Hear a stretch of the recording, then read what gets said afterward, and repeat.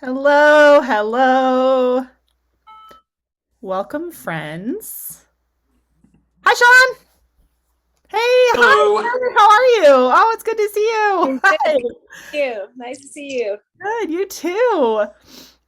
We got a couple other people coming, I think. Oh, here comes Issa. Hooray. How's it going, everybody? What's new? You're going to Europe. That's what's new. Yes, I am. Yeah. That's exciting. Yeah, I'm really excited. It's gonna be so much fun. You guys are the cutest. I can't even. Hi, Claire. Hi. Have fun. Oh, we always do. Issa! Yay! Hi, I miss you. Hi. Aw, this is great. Awesome. Well, welcome everybody. We'll just kind of get right into it. First of all, as always, thank you so much, Flute World. Mark's here. He's cleaning his flute, he told me. um, Thanks for having me and doing this. It's just always so wonderful to be here with everybody. Um, Today, we're going to talk a little bit about choosing repertoire. Woo, fun stuff. Um, and for those of you who may have not, I think everybody here has been in sessions with me before, but if you haven't, this is a very open discussion, so please feel free to give any opinions, thoughts. Uh, you know, you're allowed to disagree with me. So yeah, whatever you want to contribute or questions you may have, if we get off topic, it is absolutely allowed. So we'll see what happens. Um, so first of all, I thought it would be fun to just go around and talk a little bit about some of maybe your favorite pieces. Issa, I know what you have to say about that. What are some of the favorite things that you've played? What are some things that maybe you haven't played but you really love and would love to attempt to sometime? Or maybe what are some pieces that you are just like, nope, not for me?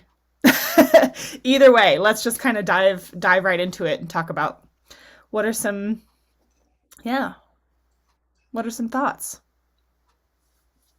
Mark says everything French. Love, love, love. I agree with you. And I actually want to talk a little bit after we kind of go around and get a little nerdy There's about. something about the ooey gooey vibrato and all the rubato and yum yum yum yum yum. Oh, it's so On the Fun. on the Right? That flip stuff is side of just that, fun. oh sorry, go ahead, Sean. No, I was just agreeing with you. yeah. Yeah, it's so pretty. But on the flip side, my Achilles heel, Katy, is anything Baroque. I'm having a hard time falling in love with it. Yep. I have been on the same page as you. Absolutely, Mark, for sure. It's really fascinating that you say that actually, because yeah, same. I fall for the ooey gooey French stuff so much. I love it. I think it's just like the most fluty somehow, you Yes. know? Um, and Baroque, I've had a really hard time with until like kind of recently. I actually somehow, in all of my studies and going to school for flute performance, I avoided Bach. I don't know how it happened, but I never had to play it in school, and I'm kind of grateful for it because now that I have some more life experiences and have started in my mid 30s to approach it for the first time, it's like a whole different thing. And I'm just like, oh my gosh, this is amazing. So I'm starting to get into that. And then with that, and also with starting to get a little more comfortable with improvisation, uh, approaching Baroque music feels like a totally different thing because it's just like a lot older improvisation in a lot of ways. But I totally agree with you, Mark. It's like uncomfortable. For me, I think there's so many ideas and so many quote unquote rules about the style of Baroque music and how you're supposed to play it that has totally turned me off from it in the past. Like, because I'm so afraid that if I play it, somebody's going to be like, oh, but you didn't trill that note from above, and that appoggiatura was not That's like why nobody programs Bach anymore. People get too judgy about it. Yeah. It was fun to play 20 years ago, Yeah. but the hipsters have gotten too particular about interpretation. And Totally. Yeah. But that's why I love seeing, like, have you guys seen the Emmy Ferguson's Bach stuff? I'll type her name in here. She is, if you look her up on YouTube or just search it, she has a album called Fly the Coop, and she plays Bach on a Baroque flute actually, but it is so fun. Like the energy she puts into it, and it's with like it's very cool. So it's seeing her do that kind of motivated me to be like, oh, we actually are allowed to put our own personality and style into things. Bach doesn't have to be that stuffy. I mean, Ian Yeah, Anderson does just fine. exactly. I was just gonna I was gonna say a phrase that's not appropriate to say here, but you guys can just picture what it would be. I need to turn my focus on here. Who else? What other favorites do we have? Or not so favorites? My interests taper off mid 20th century or so, but Sure. there's a composer named Robert Bieser, American Oh, composer. There's a yes. wonderful set of variations for flute that is so fun to play. Is it the summer music or whatever? Have you? No, I believe it's variations for flute and piano. Okay, I cool, picked it cool. up. I saw Paul Robeson touring with it, ages and ages ago, and I'm actually fell in. correct. Um, the one Are I'm you? thinking of is Richard Rodney Bennett. Ah, And B. This might be summer music is the one I'm thinking of. Beezer also did mountain songs for flute and guitar. That's really cool.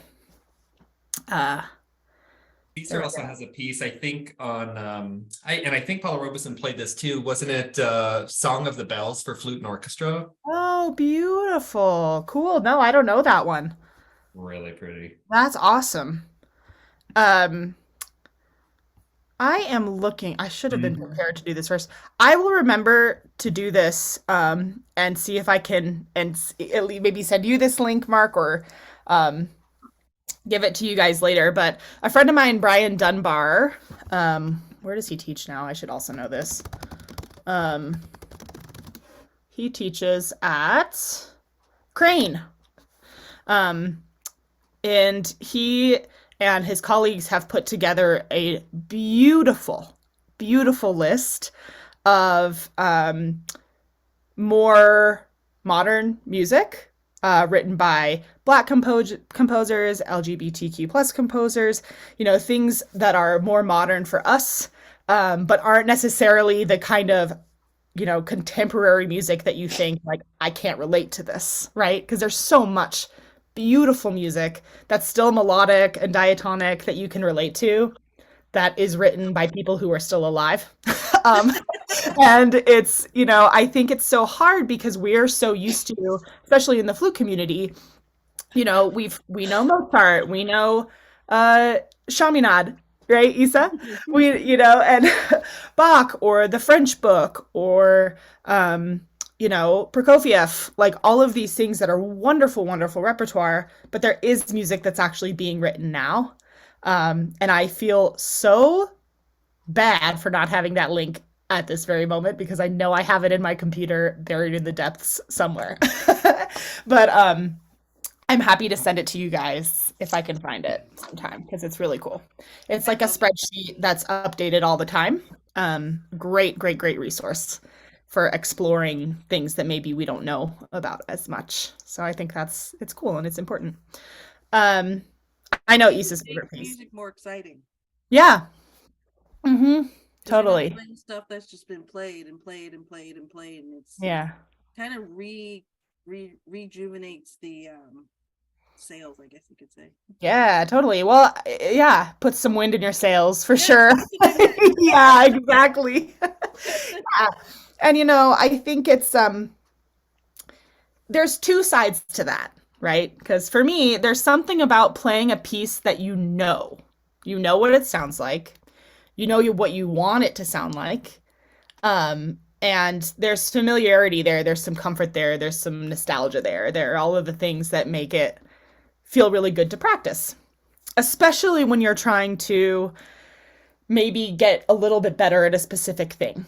Like, I really want my tone quality to be more singing. Great, Chaminade's perfect. You know, Anesco, low register in the beginning. You know, those French melodies, like, come on. You know, there's so many pieces. A lot of the Gobert sonatas, I love. They're so beautiful.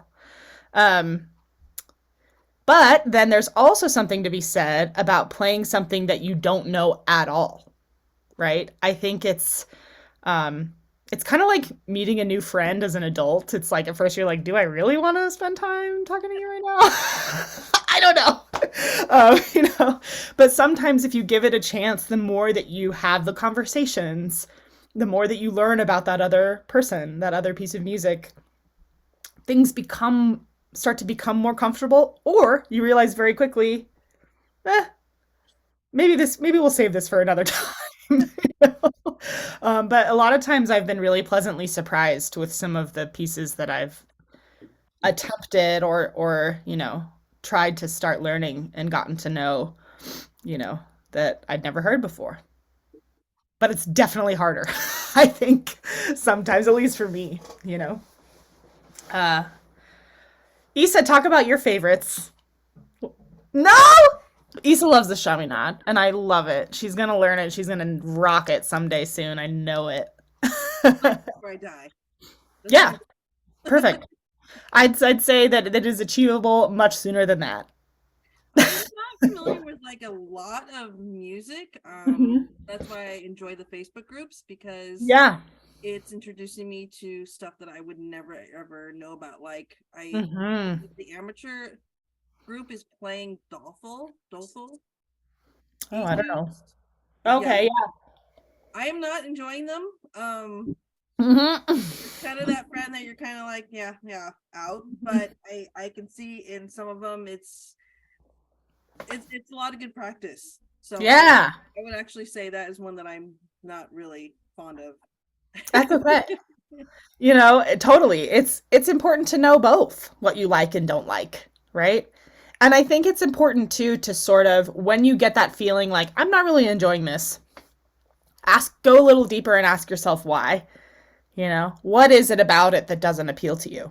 Sometimes it's just like it's too hard, you know. I think a lot of times, if that's the case, if it's challenging for you, it's even more important to go even deeper. Say, what Absolutely. about it is too hard? Is there something I can learn from this? Yeah, that's why I'm still Totally. You're the queen of that. Totally. But they are just pieces that there's random notes. I mean, I know they kind of Mhm. follow a certain scale and everything, Yeah. but Yeah. there is no pattern. I mean, a lot of music Mhm. kind of, even though it has certain sections, it has a rhythmic Yeah. quality to it, a pattern to it, or it's building up to something big. Whereas yours Yeah. is kind of like blah blah blah blah. Blah, blah, blah.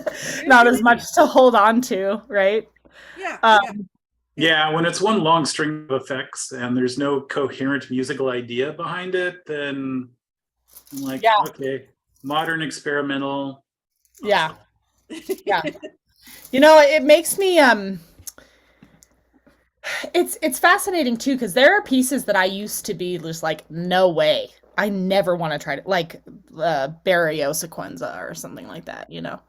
Where but then I'll hear somebody play it who really relates to it and understands. And I'm just like, "Oh, like hearing and watching Marina Piccinini play Barrio is like, I get it. This makes so much sense." You know, and hearing her talk about it, she's like, "Oh, he was a jokester. This is all just like supposed to be so humorous and kind of witty and whatever, you know." So it's amazing too, I think, having experiences with other types of music. Like me having been playing in this Balinese gamelan now for 8 years or whatever, I noticed different patterns in different things where before it would just seem like nonsense, you know. Now you hear something and I'm like, oh, this is influenced by this other thing, actually. It's amazing. Music's pretty cool that way. I think, and that's where it kind of expands your horizons. It opens your Mm-hmm. eyes, and you're just Yeah, like, oh, okay, this is kind of cool. totally. But there's a balance, right? We're doing this because we like it, so you want to play stuff you like and stuff that you relate to. Yeah. Do it. That's fine. I don't think there's always a thing where you have to continuously be, playing new stuff or different stuff all the time. You don't.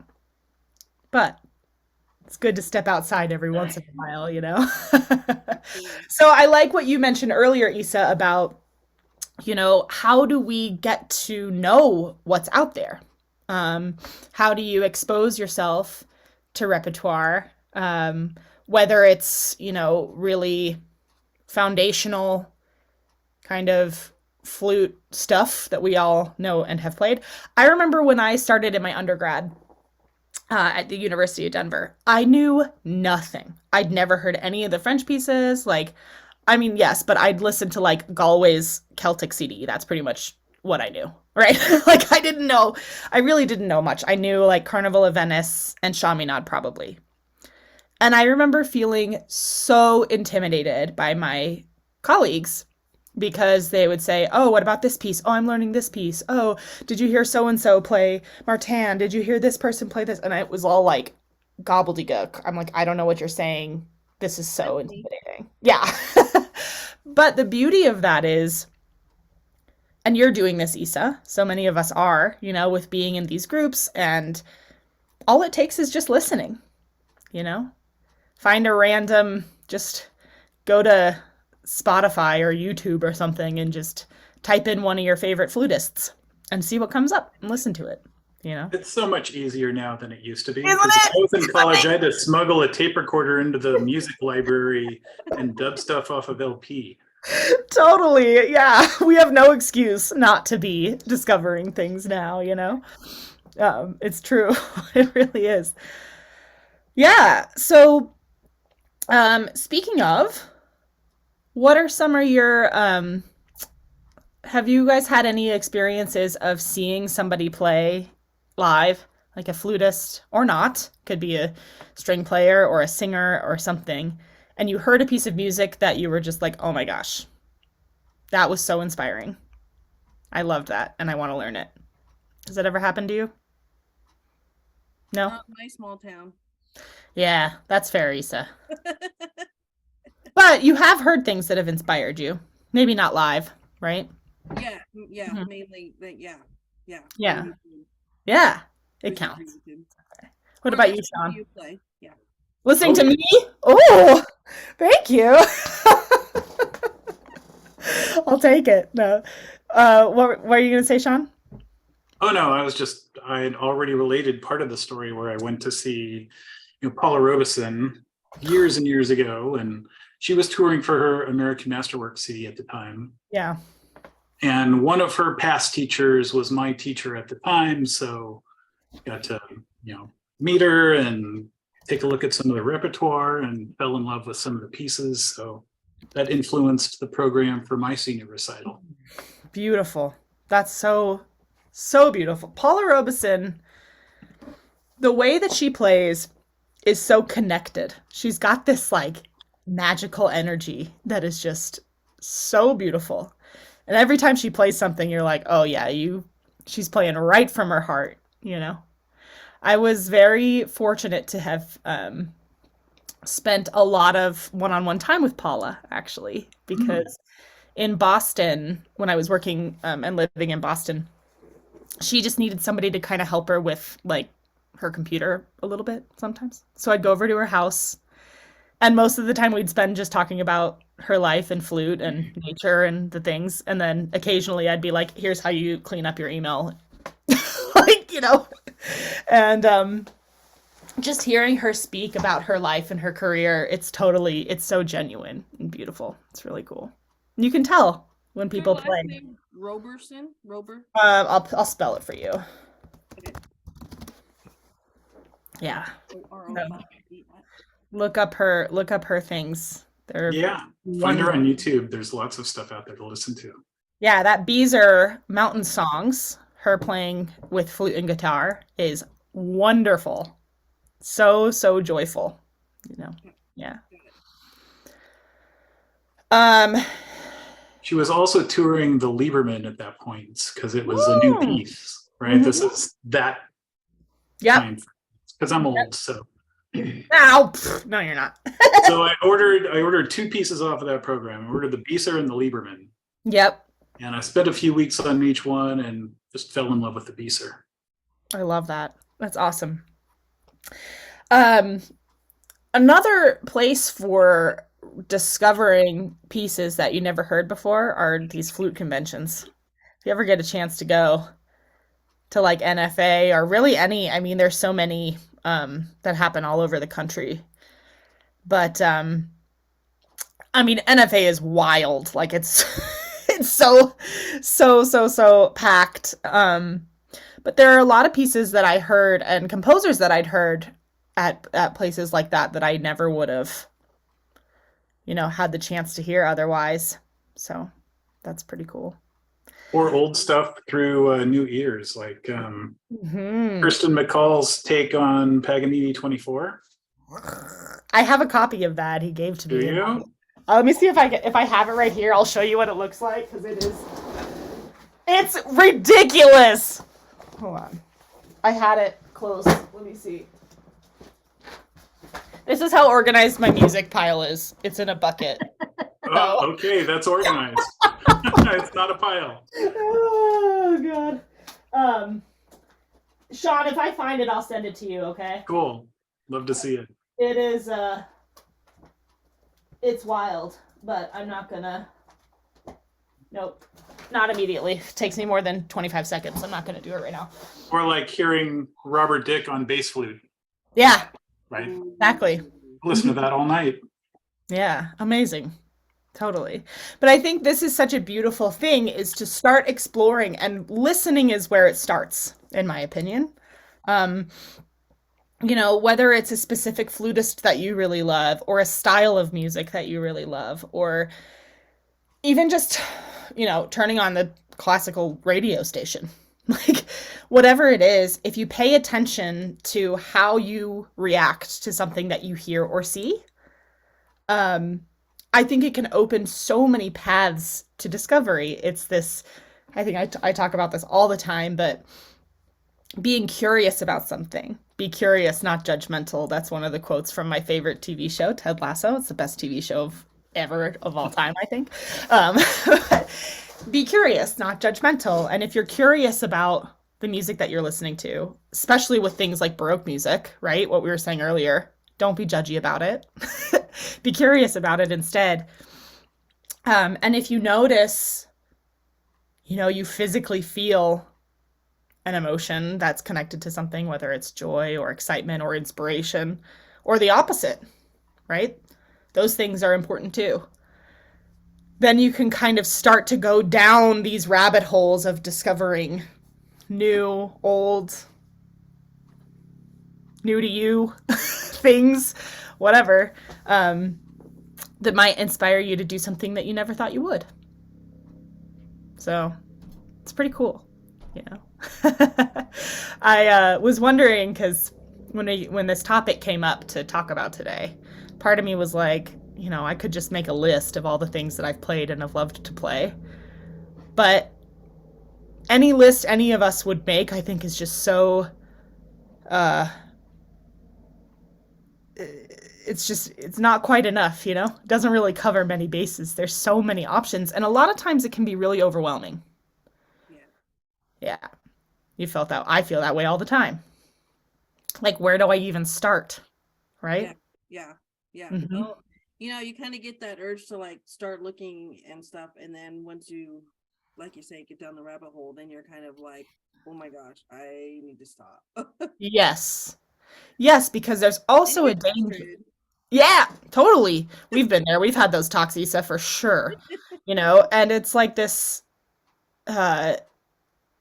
it's always a balance, right? Because if you start down a rabbit hole and don't stop somewhere, then all you're going to be doing is just digging forever, and you'll never actually, you know, like move forward with anything.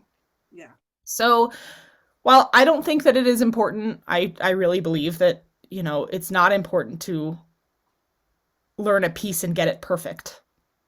Right? Like for me, there are pieces that I've played that like Mozart concerto. Played it in high school, played it in college, played it in grad school, was like, never want to play this again. Now it's like 15 years later or whatever, and I'm like, oh, just kidding. This is actually lovely and so joyful to play.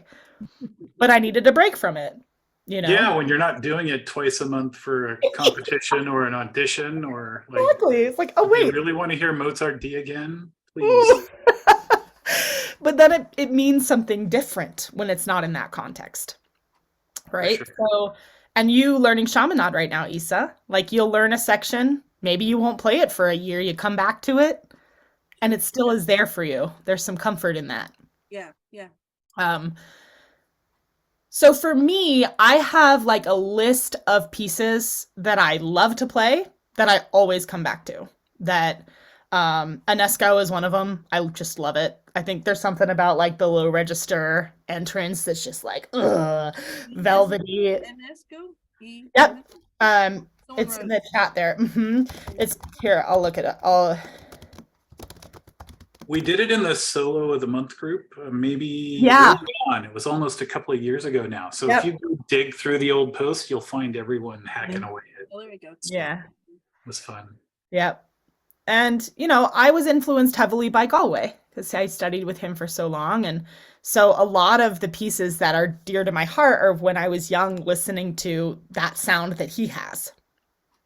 Now, with my influence from Christina Jennings, she has a totally different sound that's so much more, she's got this like vibrant electric, like, different, it's just different. Sparkly. She's a little more sparkly. Galway's a little more just like digs in there. So now I love like the Reinecke Undine is one of my absolute favorites. And I love this oh no. What's the one that goes no, no, no. Where's my flute? I'm having a brain thing, so see if you can name this tune. I bet Sean can. And if it doesn't come back to me before I play it, then Look, Katie's just gonna knock it out. I'm gonna see if I remember it.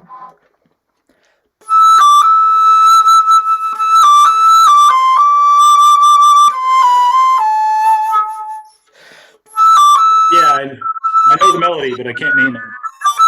Yeah, it's it's gonna come. It's gonna come to me. It's one of my favorites, but apparently I don't remember what it's called. It's kind of newer. I love stuff by Mike Mower. It's so fun. Rita, nailed it. Yes, Sweet Antique. That's what it is. Thank you, Rita. You get the gold star of the day.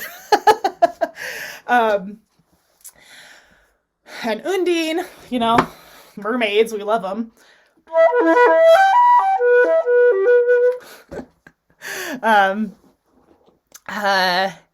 Yeah, I like things that have a lot of movement and a lot of melody.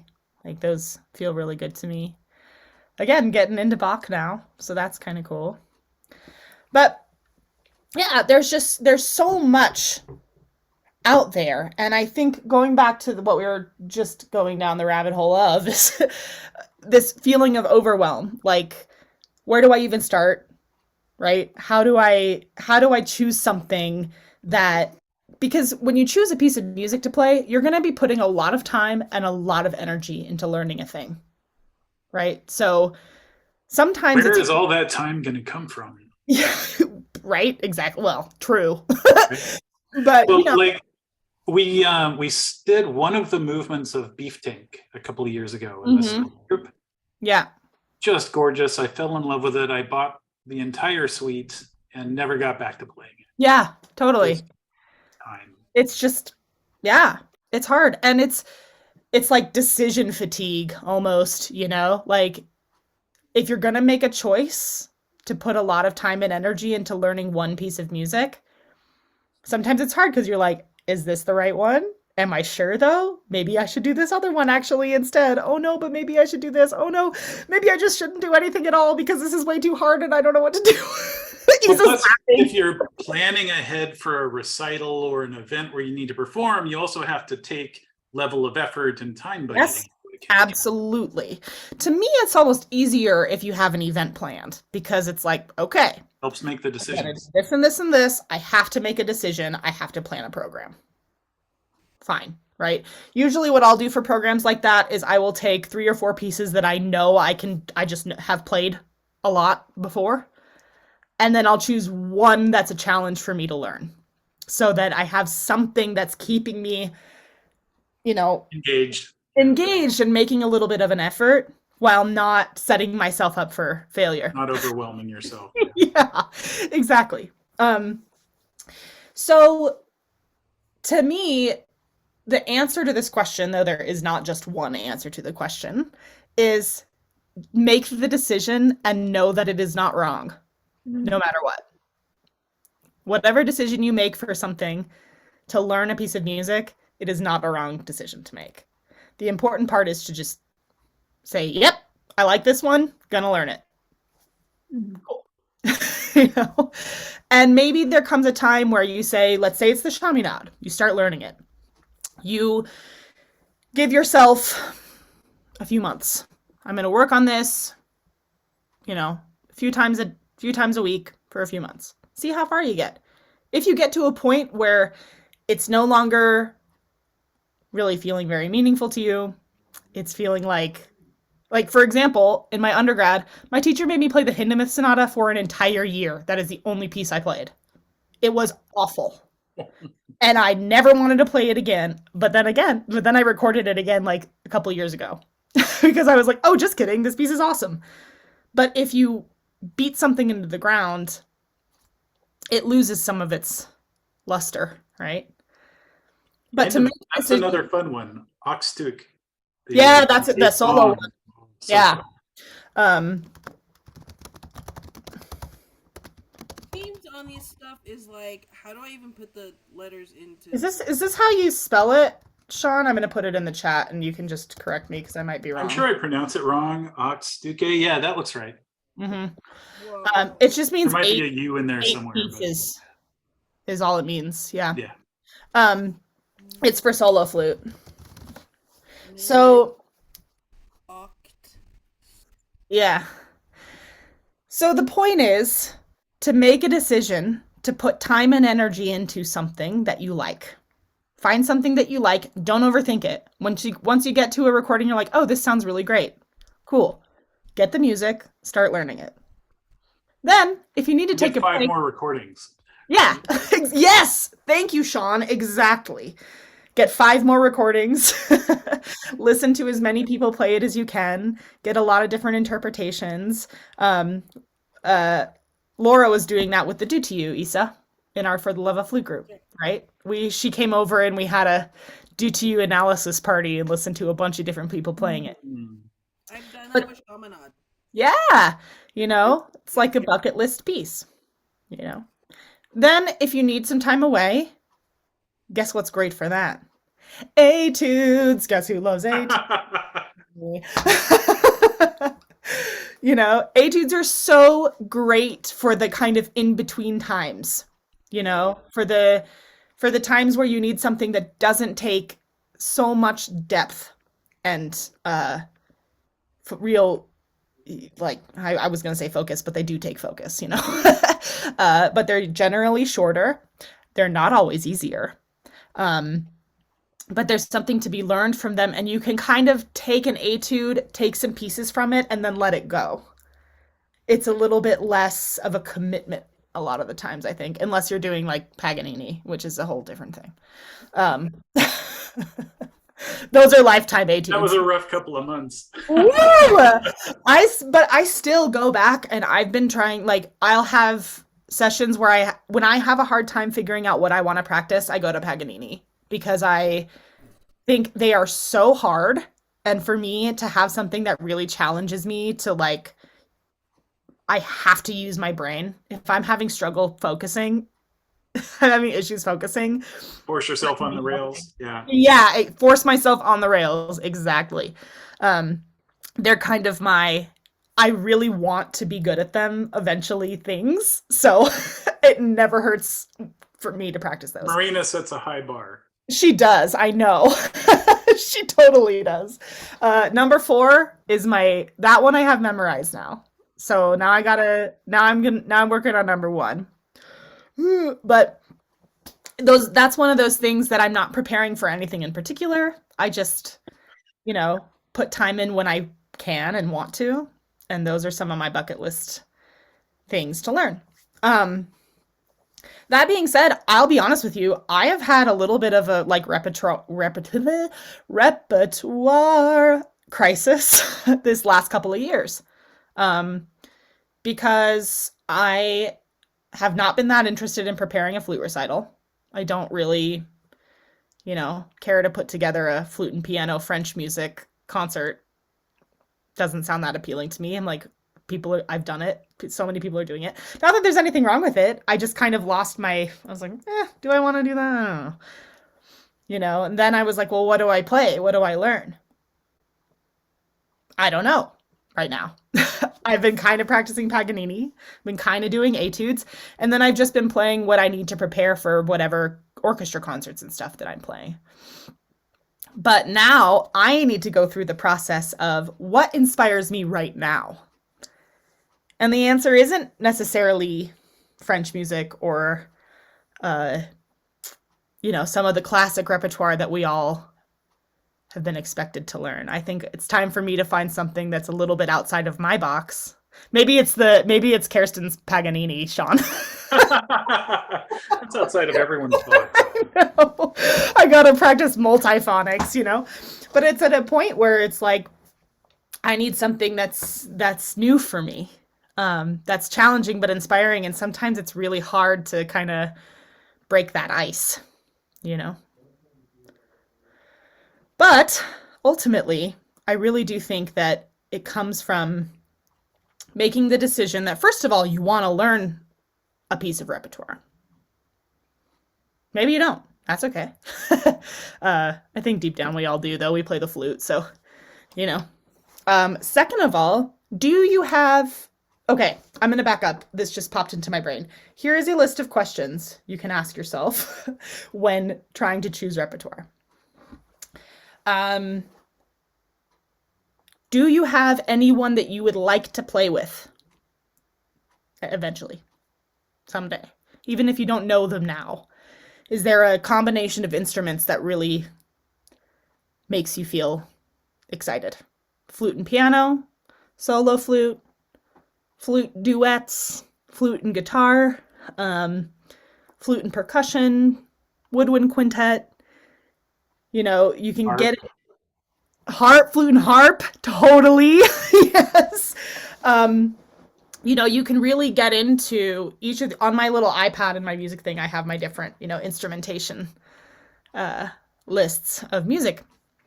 And flute and violin, flute and cello, there's so many different combinations. And I think if you have anyone in your life that plays another instrument where you can, get together and actually play stuff with another person, that is one of the most motivating things ever. Set up a rehearsal. It will make you practice, for sure. So that's one. Number 2 is what are you learning the piece for? Is it for something that you just want to have, that's for your heart, that makes you feel good? That's not too challenging, so you can show up for yourself and play it, and it's great. Mine's like Danny Boy, a beautiful melody that just is your cup filler, I like to call it, The Swan, Danny Boy. What are some other good ones? I think the opening, anything from the French book, the flute music by French composers. By the way, Issa, if you don't have this book, you should get it.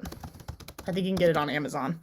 All the pieces in it are public domain, but it's still worth having the book. Yeah, it's blue. It's great. That's good. That makes sense. All of them are public domain. But the first half of any of those songs are just beautiful melodies. So those are nice. um, Anything that just helps you to sing through your flute, right? That's one. Another purpose is something that will challenge you and push you to grow and learn something new. Or something difficult, whether it's something a little faster than you're comfortable with, something a little longer than you're comfortable with, something that has really difficult breathing stuff, anything that by Bach. Think about what your purpose is behind why you want to learn a piece of repertoire. Right? That's question number 2. Do you have anyone you want to play with? What is the purpose? This is not in a particular order. These are just coming to my head as we are speaking. So, number 3, what length do you want it to be? Are you looking for something that is a little bit longer that you can really put some time and energy into? Are you looking for something a little bit shorter? Are you planning a concert where you have an actual amount of time of music you have to learn? Those are good questions to ask. Yeah, and then once you've kind of asked yourself those questions and you're having a crisis figuring out what to play, first of all, you can always just message me, be like, hey, I'm looking for this, give me a suggestion. I'll give you something. But I really do think that if you have flutists that inspire you, that you've heard before, it is a great place to start. Whether it's Paula Robeson, James Galway, Kirsten McCall, he's blowing my mind. He has a where's his CD? I have it right here. He just oh god. I'm fine. No. Everything's fine. Camera didn't tip over. It's all good. Oh, this isn't it. Oh, this is Grieg though. This is a good one. My friend Caleb Chesnick recorded this album. Caleb. Yeah. Boop. Kirsten just released a Bach CD that's like mind-blowing. It's so creative. Marina Piccinini, Marianne Gadigian, Christina Jennings. There's so many. Think of who and it there is. are many who are no longer with us. Like if you go back and listen to Elaine Marion. Oh yeah. Or Yeah. Ron Paul. Mm-hmm. Some great recordings out there. Yeah. And usually if you start with one, the YouTube rabbit hole will get you. Or Spotify or Apple Music. Exactly. Yep. Can't believe I don't know where that thing is. Oh wait, maybe it's here. Okay, so all of these are from thrift stores and swap meets. Oh, that's cool, Sean. There he is. There's the guy. Jimmy. We got more Jimmy. Jimmy is everywhere. He's everywhere. Oh, I love it. This one. Right? Yep. So many good. Oh yeah, that's I find Galway just about every time I go to a thrift store. It's so perfect. Just browse through the CD library, you'll find him, no problem. This is the one I was talking about. Emmy Ferguson and Ruckus, and they have a bunch of. It's amazing. Yeah, they're amazing. It's so cool, so inspiring. This wild card turned up. This turns out to be William Bennett. What? No way! Oh, that's so cool. Wow, I love it. So I would say the key here, though, is to find that balance between feeling inspired and getting joy out of listening and learning new things and becoming so overwhelmed that you end up not making a decision about something you want to learn. So the combination of knowing what your purpose is, knowing if there's anyone you want to play with, what are you planning this for? If it's something that you're learning for yourself, it's so important that it's something that you really are excited to work on and learn. Let's see. Tanya said, I agree with what was said earlier. A good way to choose repertoire can be hearing it played by a great player at a convention. Yeah, hearing Kirsten McCall at NFA was amazing. Totally. Yeah. So, but getting that little spark, right? There's a spark when you hear something that touches you in some way. It's music, after all. There's a point to that. And making the decision to learn it. The other thing is, I also believe this so deeply. Any of us are capable of learning anything. Period. I don't care if you have studied flute for 45 years or if you are just starting now. If there is something that you really want to learn, you can learn it. I promise. It's just a matter of A, how much do you want to? If it's a piece of music that really speaks to you that much, you can. And B, how much patience can you have with yourself? If you start a piece of music and you think, cool, I'm going to learn this in 2 weeks, and you have never practiced your scales or like, you know, or you're not willing to go super slow, almost like painfully slow to learn it, it's not going to happen. If you do have the patience to turn that metronome down to, you know, less than half of the starting speed and learn one measure at a time, you can absolutely learn it. There's no time limit, you know, unless you have to play a recital, then you'd learn different repertoire. Isa, What? were you going to say something? I was just gonna laugh because it sounds like you're talking to me. So, use your metronome. Yes. She's talking to all the me's, right? Yeah, Because like, we all okay, have to do fine. that. Who else feels like I was talking to them? I was also talking to myself. So it's another case of, yes, there's Scarlett. She's like, me too. Yeah. So, Patience. yep. Yeah. So Isa was in the last For the Love of Flute round. And one of our big topics was it you who found the ladder, Isa, or was it Laura? That was Laura found the ladder. Okay. So there's like the graphic, the image of the ladder where if the step is too high, you can't reach it. But if you have, you know, the little steps, you get to the top, that kind of idea. Taking small steps was a big topic for us, right? And it's amazing because it seems so obvious. Like, take one small step at a time. And yet, our weird little human brains can't do it so often. Like, we always try to move so much faster. Everything. And we skip so many steps with everything. Yeah. But especially playing flute, I think. You know, there's this expectation like, oh, I don't need to play it slowly. I can do this. And it's like, yeah, you do. We all do. I do, right? So I just want to say this again, because I do think it's the most important thing. If you have a piece you want to learn, you are capable of learning it. The end. No exceptions. And if you don't believe me, try it. I bet you that it's true. Yeah, again, it's just a matter of having a little bit of discipline. Consistency is key. I kind of think of it as, you know, drawing lines in the sand. If you walk by and just draw one, the waves come and take it away. You gotta keep going over and over and over and over and over it. Dig a deep hole. Repetition. You can learn anything with repetition.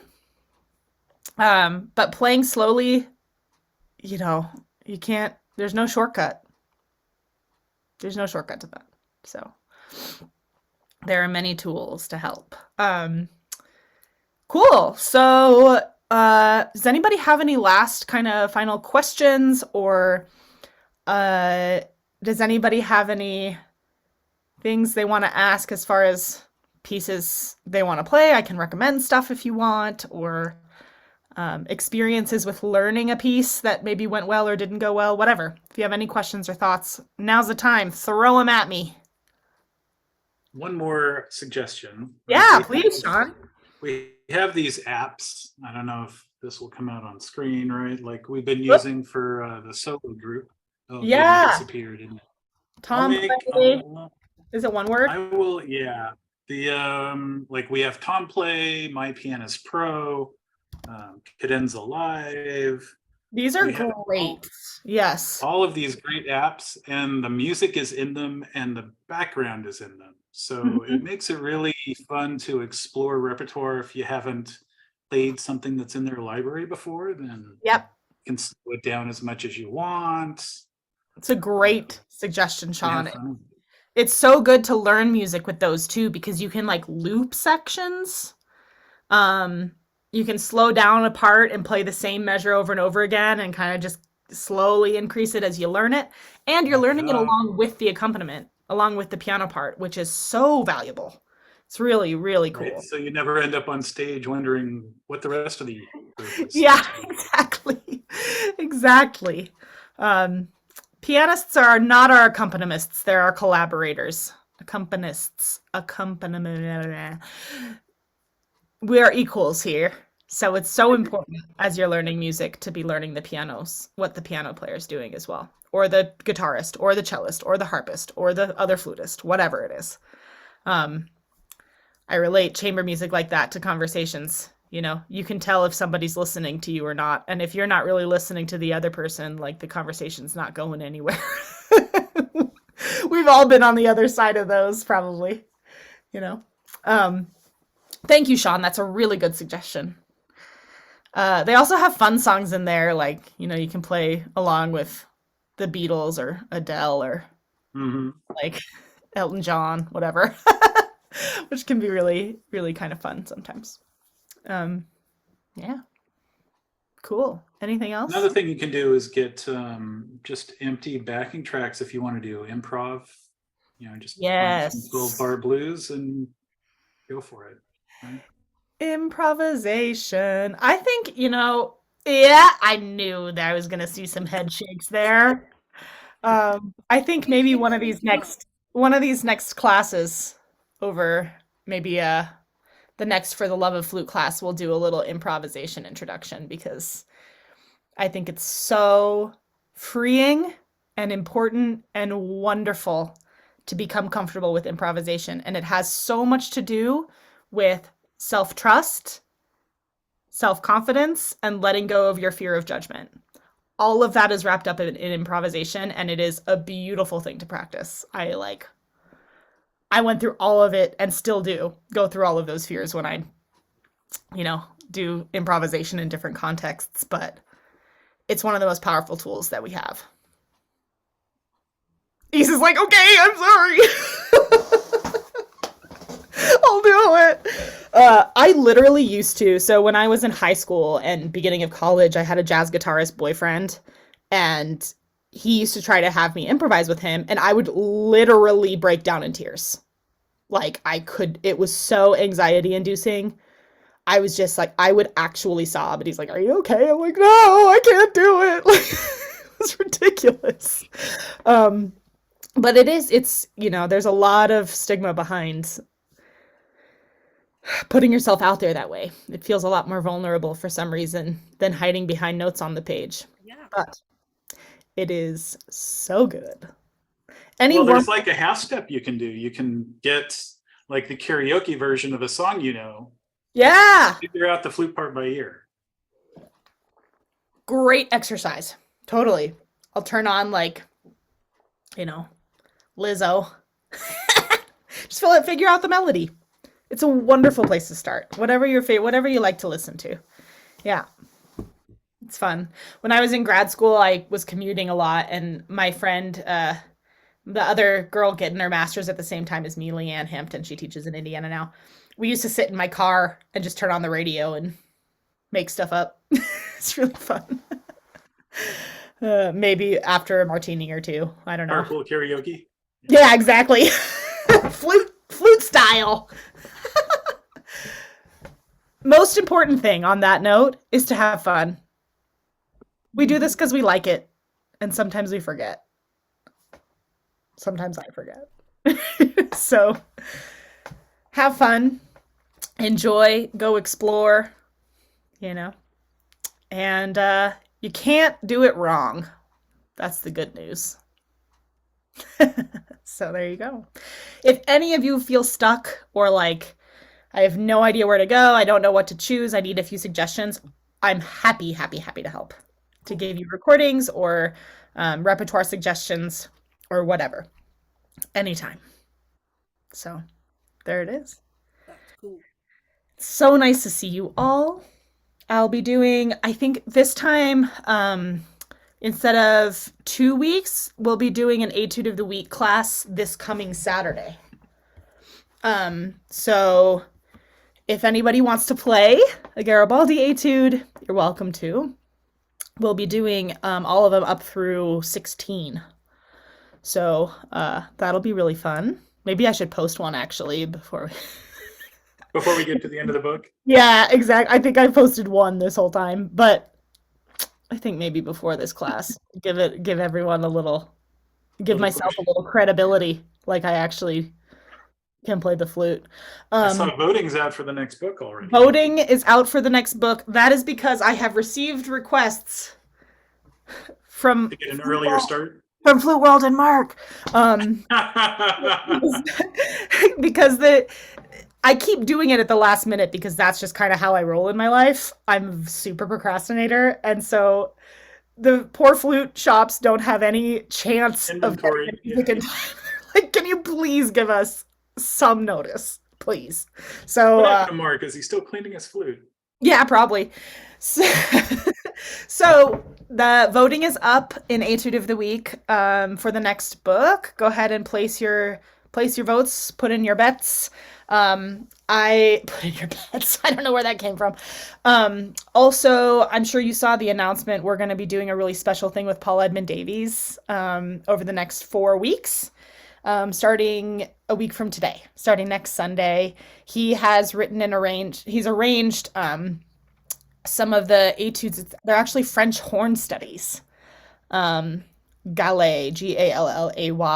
They will be available for free to download, and he's done them in a bunch of different keys, and he's written amazing practice stuff. Words. A practice guide. There we go. That wasn't that hard. To go along with them. It's really going to be great. And it's all leading up to, we're doing the event at the Adams European Music Festival, Flute Festival. It's going to be fun. So, well. Are you going to be at that festival? Yeah. I had a feeling. For some reason, I was like, Katie's going to be there. I'm really excited because it's a lot of my training and flute experience was in Europe because I did all the Galway festivals for so long.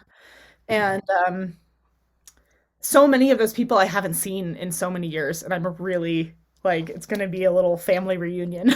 I'm really excited. And I've never been to London. I'm flying into London, going to stay there for a few days.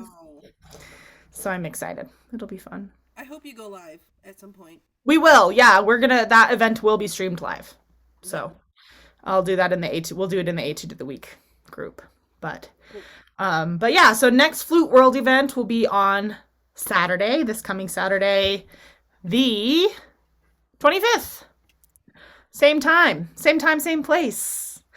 So I'll post a link to sign up for that. And if you're interested in playing, I think that there's a way you can sign up for it in the sign up sheet, or just let me know. Either way is good. Yeah. Claire, yes. If we want to contact you, how do we do that? I looked for an email and I couldn't find one. I will send you my email right now. There you go. Okay. Yeah. Email. You can also message me on Facebook or Instagram or whatever. All the things. But there's my email for future. All right. Thank you. Yeah, of course. Absolutely. Old school Apple user email. Nice. That's right. I worked for Apple for Scarlett. Bye. I worked for Apple for 6 years, 5 or 6 years. Oh, okay. Were you a genius? A little bit, yes. I did that. I was a genius. No longer. My job title was actually creative, so I was a trainer. Oh, okay. Yeah.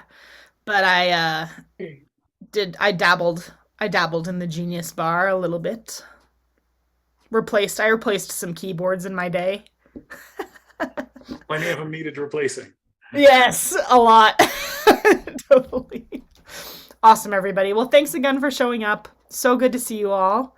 And yeah, we'll keep talking. I'll see you next week. this weekend. Thank you. Of course. Good night, everybody. Thanks so much. Bye. Bye.